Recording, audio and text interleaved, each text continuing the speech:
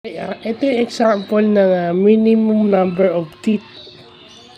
Minimum number of teeth using minimum number of teeth with the pressure angle given at saka yung addendum coefficient, no?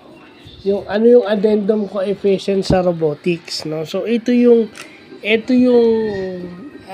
formula para makuha mo yung minimum number of teeth, no, with the addendum coefficient given. So ano tong addendum coefficient na to?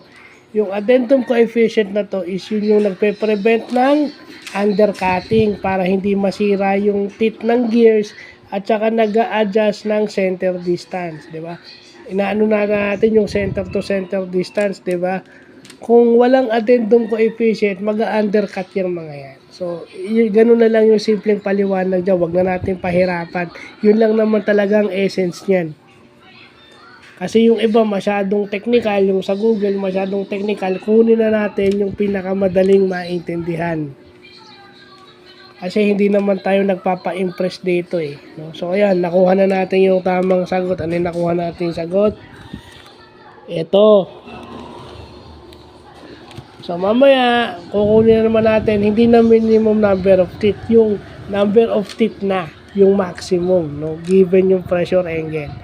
So, yun lang po.